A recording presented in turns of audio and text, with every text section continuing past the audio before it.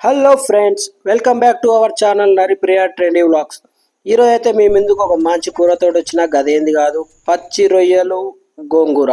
ఈ టేస్ట్ మాత్రం అదిరిపోతుంది. ఒక గిన్నె పెట్టుకొని నూనె పోసుకొని ఇంత జీలకర్ర తగిలించి ఒక పచ్చిమిరపకాయ తగిలించుకొని గట్లనే ఒక పెద్ద సైజు ఉల్లిగడ్డని ఇట్లా సన్నగా ముక్కలు ముక్కలుగా నరికి దాన్ని కూడా వేసుకోవాలన్నమాట.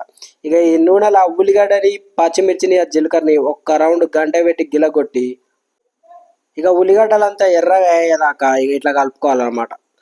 ఈ ఉల్లిగడ్డలు ఎర్ర కాగానే దీంట్లో ఇంత అల్లం ఎల్లిగడ్డ దాంతోపాటు ఇంత పసుపు కూడా తగిలించుకొని మంచిగా మళ్ళొక్కసారి గంటతోటి రంగరిచ్చినాం అనుకోండి, ఇక పసుపు అల్లం ఎల్లిగడ్డ కూడా ఈ ఉల్లిగడ్డలకు మంచిగా పడుతుంది అనమాట.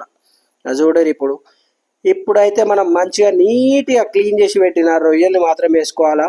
ఈ రొయ్యలు మాత్రం ఎంత క్లీన్ చేసుకుంటే అంత టేస్ట్ వస్తుంది. మీకు లాస్ట్ వీడియోలో షార్ట్లో పెట్టిన చూడండి.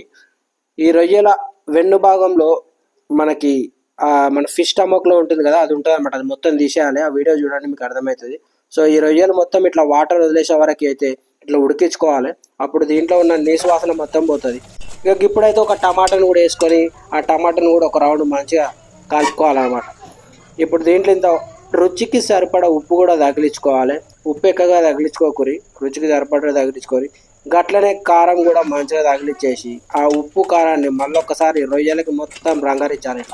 ఇది మొత్తం ఇట్లా వేసినాక ఒక పక్క మాత్రం ఇగో ఇంత ధనియాల పొడి కూడా దంచి పెట్టిన ధనియాల పొడి కూడా దంచుకొని దాన్ని కూడా 2 రౌండ్ అట్లా గిలగొట్టినాం అనుకో, మంచిగా ఈ రొయ్యల ముక్కలకైతే అయితే పడుతుంది అనమాట.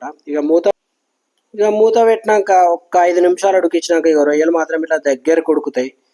ఇట్లా దగ్గరకు ఉడకంగానే పక్కకైతే గోంగూర కూడా నేను ఒక కట్ట గోంగూర తీసుకొని దాన్ని కూడా ఉడకబెట్టిన.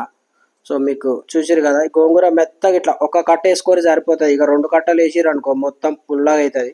సో ఒక కట్ట వేరి మంచిగా టేస్ట్ సూపర్ వస్తుంది అనమాట. ఒక కట్ట వేసుకొని మొత్తం ఈ పుంటి కూరని రొయ్యల్ని మొత్తం మళ్ళీ ఒక రౌండ్ స్పూన్ తోటి అలా ఇలా తిప్పుకొని మళ్ళీ మూత పెట్టుకొని ఒక 10 నిమిషాలు ఉడికించినాక ఇట్లా దగ్గరకు అయిపోతుంది అనమాట. అది చూడరి, మన గోంగూర చికెన్ అయితే ఆల్మోస్ట్ రెడీ అయిపోయింది.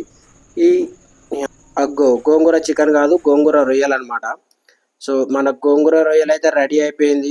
సో మా వీడియో కనుక నచ్చినట్లయితే మీరు లైక్ చేయండి, షేర్ చేసుకోండి, సబ్స్క్రైబ్ చేయండి, గంట మాత్రం కొంచెం దంచి కొట్టండి. ఇలాగే మరిన్ని వీడియోల కోసం మమ్మల్ని ఫాలో అవ్వండి. Thank you.